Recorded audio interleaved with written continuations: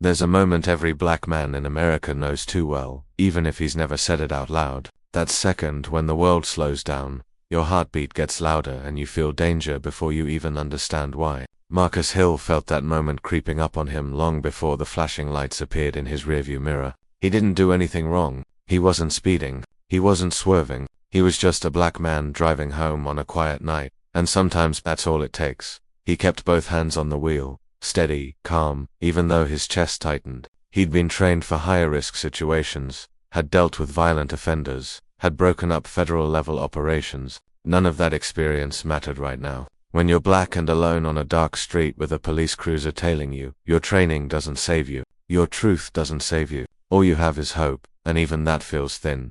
The cruiser followed him for 3 blocks, then 4, then 5. No siren, no announcement, just that slow, predatory follow that twists your stomach into knots. Marcus pulled into a well-lit gas station, hoping that would ease whatever suspicion this officer thought he had. He parked, put the car in park, and let out a low exhale that didn't do much to settle his nerves. This is Simmons. Welcome to Chronicles of Black. If you're here, make sure you subscribe, and tell me what you think about stories like this. Your voice matters more than you know. Marcus watched the officer's door swing open. The man stepped out like he was already angry, already certain he was hunting someone dangerous. His hand sat too close to his holster. His jaw was tight. He walked toward Marcus with the heavy steps of someone who had already made up his mind.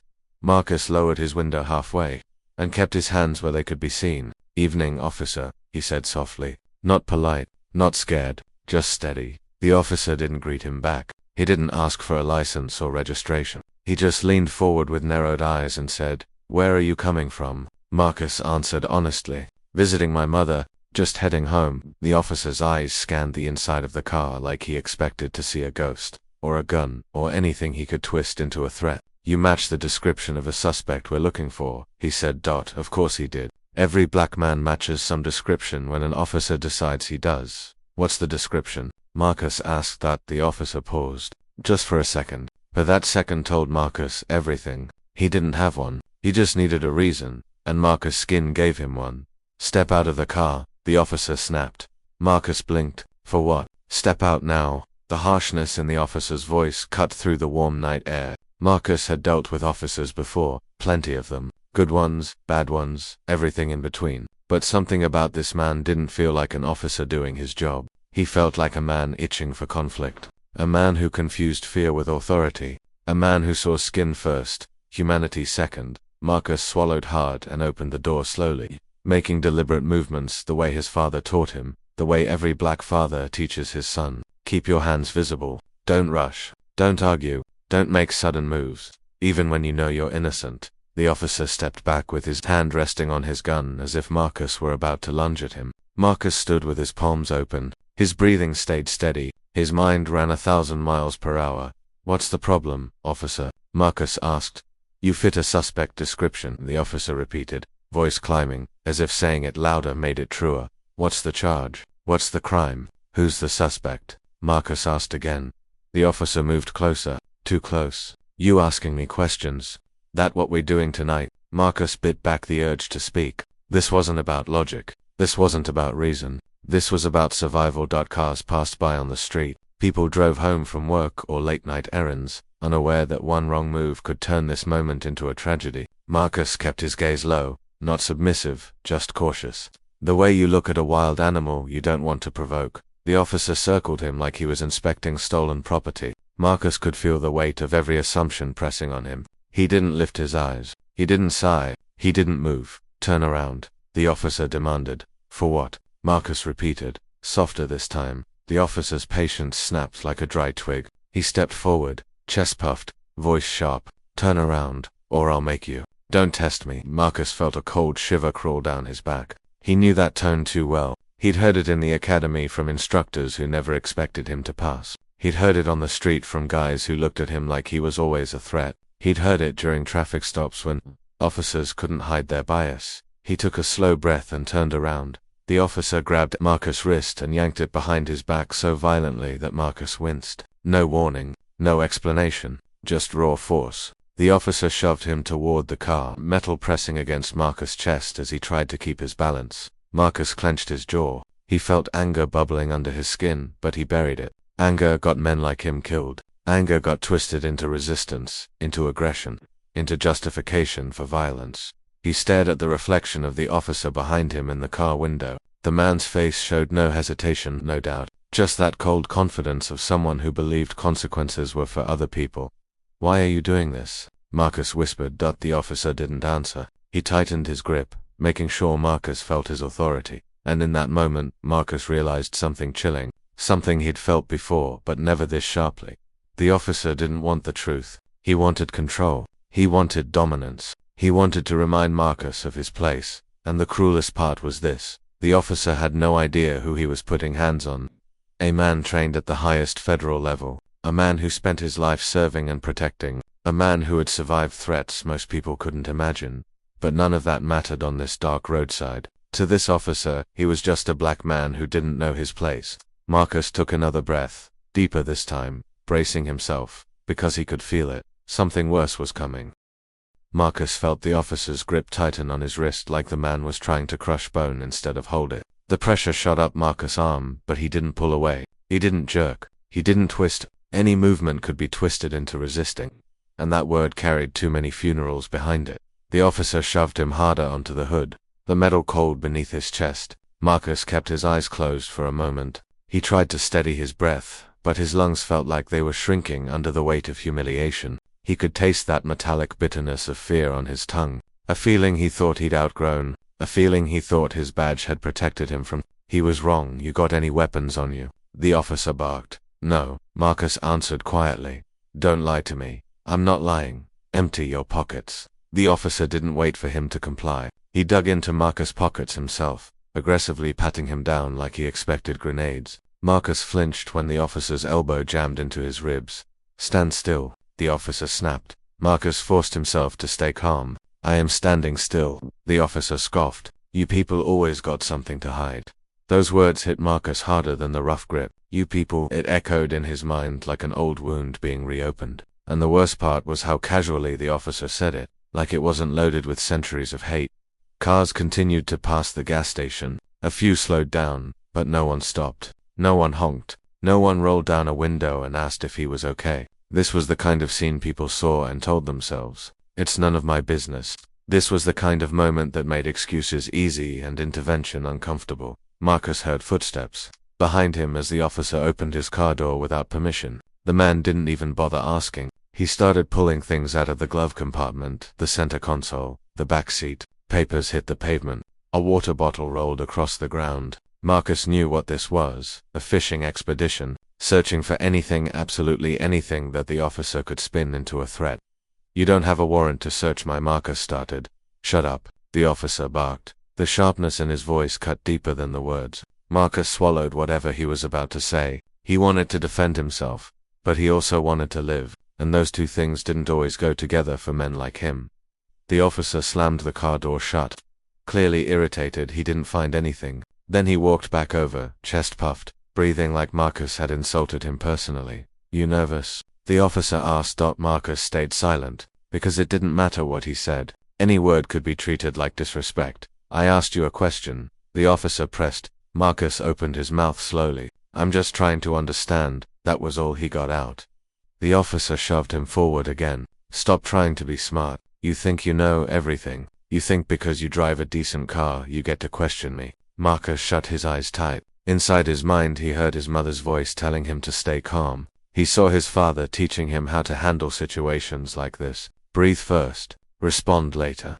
But this officer wasn't giving him a chance to breathe or respond. A door opened somewhere behind them. A faint voice murmured. Marcus couldn't see anyone, but he could tell someone had come outside. Maybe a neighbor, maybe someone checking gas pumps, maybe someone who finally felt like they should watch. It didn't matter. The officer didn't slow down. "Turn around," the officer demanded again. Marcus moved slowly, careful not to seem fast or reactive. As he turned, the officer grabbed his shoulder and spun him the rest of the way like he wasn't a grown man but a ragdoll. The sudden motion threw Marcus' balance off. His foot slipped on the concrete, and he caught himself on the front bumper. Before he could even steady himself, the officer seized the moment like it was proof of wrongdoing. "Don't resist," he shouted, even though Marcus hadn't resisted at all. "I'm not resisting," Marcus said softly. The officer didn't care. He wrapped one hand around Marcus' collar and yanked him upright. Marcus stumbled, catching a whiff of the officer's breath, sharp, stale, angry. The officer's eyes were wild with something Marcus recognized too well. A dangerous mix of adrenaline and prejudice. You think you can play games with me? The officer growled. No, Marcus said. I'm just trying to another shove. Marcus hit the hood again, harder this time. His ribs screamed. His palms burned as they flattened against the metal. Behind them, a phone camera clicked on. Someone was recording now. Marcus heard it, and he also heard the officer hear it. His tension only grew. He pulled out his radio. Dispatch, the officer said sharply, breathing heavy on purpose. I have a resisting suspect. Requesting backup. Marcus shut his eyes again. This was getting worse. Backup meant more officers, more tension, more misunderstanding, more danger. Why are you saying that? Marcus asked quietly. I haven't resisted you. The officer leaned down near Marcus's ear. You're resisting right now. How? By talking. Marcus felt rage twist in his stomach, sharp and hot, but he kept quiet. He kept breathing, because he knew what could happen if he let anger speak for him. Then the officer did something Marcus wasn't ready for. He balled his fist and punched Marcus in the stomach. The air shot out of Marcus's lungs in a painful gasp. His knees buckled. The officer used that to spin him, slam him against the hood again, and tighten the cuffs until the metal bit into Marcus' skin. You hit me, Marcus whispered, the wind still knocked out of him. No, the officer said calmly, confidently, boldly. You lunged at me, and I defended myself. Marcus lifted his head just enough to see the officer staring at the onlookers, daring anyone to challenge that lie. His ribs throbbed. His wrists burned. His throat tightened. Tears threatened at the corners of his eyes, but he didn't let them fall. He wouldn't give this man that satisfaction. Another police cruiser pulled into the parking lot, lights flashing. The officer straightened his uniform like a proud soldier awaiting reinforcement. Marcus felt the ground sway beneath him. Backup had arrived on. He still had no idea how much worse this night was about to get. The second cruiser rolled to a stop, and the flashing lights washed over the gas station like a warning. Red and blue smeared across the pavement, across the cars, across Marcus' skin. He kept his head down, breathing through the ache in his ribs, trying not to imagine how much worse this could get with more officers on the scene. His wrists throbbed inside the cuffs. His stomach burned from the punch. But the humiliation hurt more than everything else. The driver's door opened. Boots hit the ground. A firm, steady voice cut through the tension. Cole, what do we have? That voice didn't sound like the first officer's. No arrogance, no heat, no assumption. It had control, authority, experience. Marcus didn't look up yet, but he heard something in it that made his lungs loosen just a little. Officer Cole straightened, puffing his chest as if preparing a victory speech. Caught this guy acting suspicious. Matched a suspect description. Became aggressive. Tried to resist. I had to detain him. The new officer stepped closer. Marcus heard her footsteps approach, lighter but decisive. Where's the suspect description? She asked. Cole hesitated. Only a second. But that second said everything.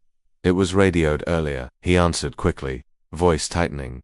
By who? She asked. Dispatch. He lied, but Marcus finally raised his eyes. The figure in front of him came into focus, a black woman in uniform, mid-40s, solid stance, eyes sharp but controlled. Sergeant Renee Porter. He recognized her instantly, even through the blur of pain. She had trained briefly at the federal facility where Marcus worked. Not close friends, not colleagues, but enough for recognition, enough for memory. Her gaze moved from Cole to Marcus. Even in the dim light, Marcus could see her expression shift: confusion, then concern, then something else. Something heavier. She stepped in closer. What's your name? She asked quietly. Marcus swallowed. Marcus Hill. She froze. Cole kept rambling behind her, trying to justify everything. He kept asking me questions, refusing commands, acting nervous. Classic signs. Porter cut him off. Nervous. A black man with a gun pointed at him is nervous. Shocking. Cole's jaw clenched. Sergeant, with all due respect. She ignored him and turned her attention back to Marcus.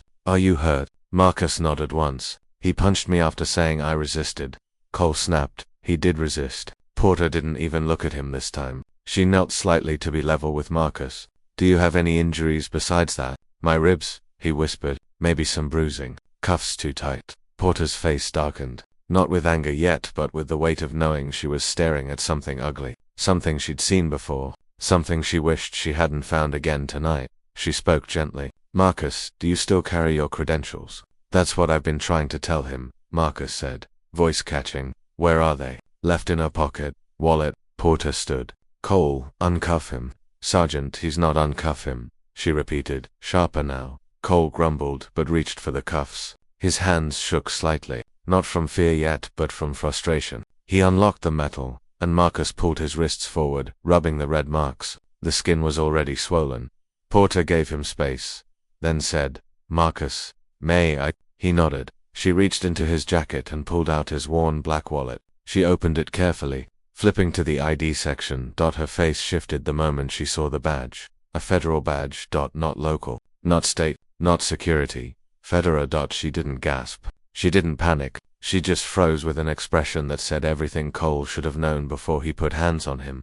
Cole stepped forward, confused. What's in that? Porter didn't respond. She kept staring at the credentials. Then she slowly turned the wallet around and held it up for Cole to see. Cole's face went ghost white. You assaulted a federal agent, she said quietly. The words didn't shout. They didn't need to. They carried a weight so heavy that silence followed like a shadow. Cole blinked rapidly, trying to process what he was seeing. His mouth opened, but no words came out. That's fake, Cole blurted suddenly, desperate. It has to be fake. He was acting suspicious. He didn't tell me who he was. Porter shot him a look sharp enough to cut steel. He didn't have to. You don't get to beat someone because they asked a question. He refused to cooperate. He asked why he was being stopped. She corrected. That's not resisting. Cole's face twisted. Panic seeped through his uniform. He looked around, realizing the recording phones were still out, realizing witnesses were watching, realizing he had no place to hide. Porter stepped beside Marcus. Sir, she said respectfully,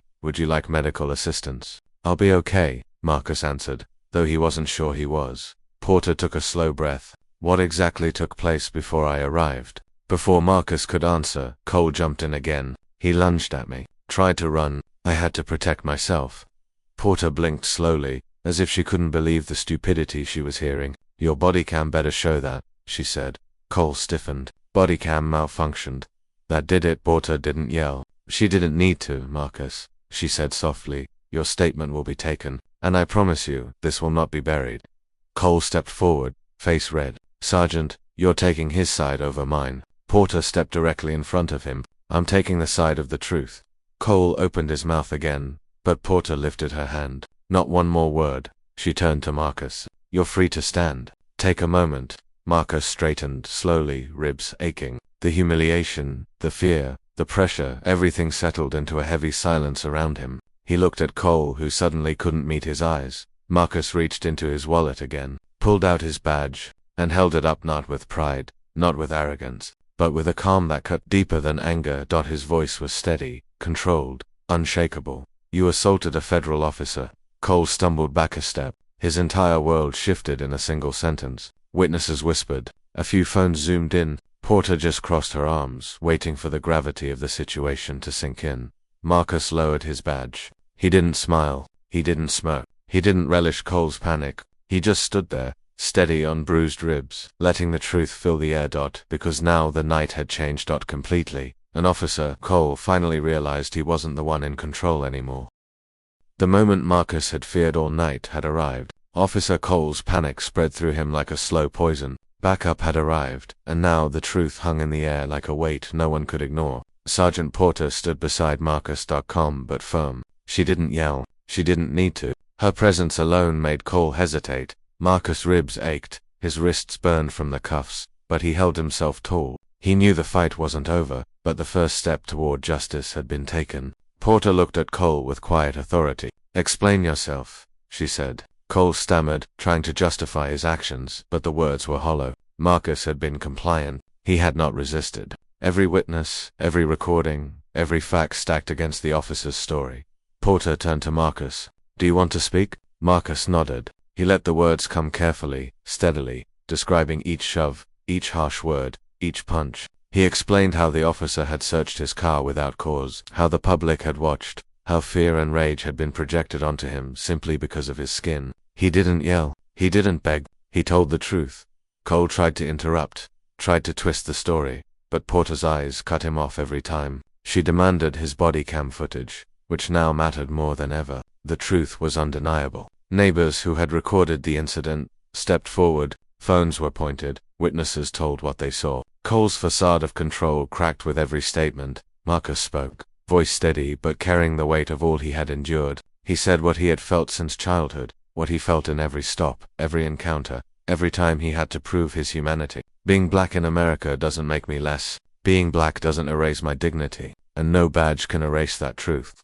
The officer's bravado faltered. Porter ensured Marcus had space to breathe, to recover, to feel some control return. Cole's colleagues took note. They had seen his behavior. They had heard Marcus' words. Justice was moving forward, slowly but certainly. Marcus stood, bruised and tired, but his presence was a quiet storm. He didn't need to raise his voice. He didn't need to threaten. His truth alone was enough. And in that moment, Marcus realized something profound. Even when the system seems stacked against you, honesty, courage, and dignity can turn the tide.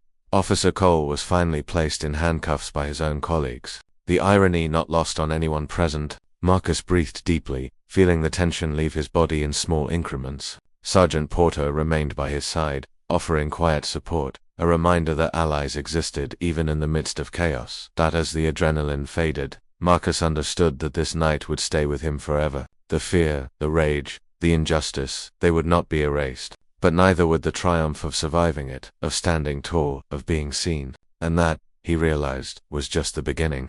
The night air felt different, cooler, lighter. Marcus stood outside, the flashing lights gone, replaced by the quiet hum of the city. His ribs ached, his wrists still throbbed from the cuffs, but the weight on his chest had lifted slightly. He had survived. He had spoken the truth. He had been seen. Sergeant Porter stayed by his side. "You handled that well," she said quietly. Marcus didn't answer at first. He was still catching his breath, still letting the tension drain from his body. Then he nodded. "It wasn't about me," he said softly. "It was about the message, about showing them we aren't invisible." The neighborhood around the gas station had gathered. Some clapped. Some just watched, stunned. A few murmured apologies for not stepping in sooner. Marcus gave them a small nod. "It's not about blame," he said. "It's about courage. About holding people accountable, no matter how long it takes." He thought of his mother, waiting at home, worrying, praying, wondering if her son would walk through the door. He could see her face in his mind, lines of worry and love etched deep into her features. When he finally walked inside, she wrapped her arms around him, holding him tight. He felt the tears he'd held back all night finally escape. She didn't speak. She didn't need to. Her embrace said it all. Days later, news of the incident spread. Officer Cole was suspended. Investigations began. His colleagues, once silent, now whispered about his recklessness and bias. Marcus didn't feel joy at another person's downfall. He felt relief, and most importantly, he felt justice moving forward. He sat with Porter one evening, recounting what had happened, what he had felt, what he had learned. "I didn't reveal my badge earlier," he admitted. "I wanted to know how the world would treat me as a black man without authority behind me. And now I know." Porter nodded, understanding. "And now they know too." Marcus looked out at the city skyline, lights stretching endlessly, each one a story, a life, a struggle. He thought about the countless others who had faced worse, who had not survived, who had not been seen. And he made a silent promise. He would carry their stories with him. He would honor them with his voice, with his actions, with his presence. He knew the fight was far from over. Racism, injustice, prejudice, they didn't end in a single night, in a single arrest, or in a single truth revealed. But he also knew something else. That even in the darkest nights, even when it feels like the world is against you, dignity, courage, and humanity could shine through. He took a deep breath, feeling the cool wind on his face. He smiled faintly. "This is just the beginning," he whispered to himself. "And we won't stop." Marcus stood taller, not because he was unscathed, but because he had survived, he had been heard, and he had reminded the world that black lives were not to be ignored, erased, or abused. He had fought, he had endured, he had won not just for himself, but for every person who had ever been treated like they didn't matter. And in that quiet, powerful moment, Marcus Hill realized that survival was more than staying alive. It was being seen, being respected, being human, and no badge, no uniform, no system could take that away. The night stretched on calm now, but Marcus knew that tomorrow, and every day after, the work would continue. Justice, vigilance, courage, they were a daily responsibility, and he was ready. He turned, walked into the night, and carried every story, every struggle, every triumph with him, because that was the true victory, not punishment for the guilty, not recognition, but the quiet, unwavering endurance of the human spirit.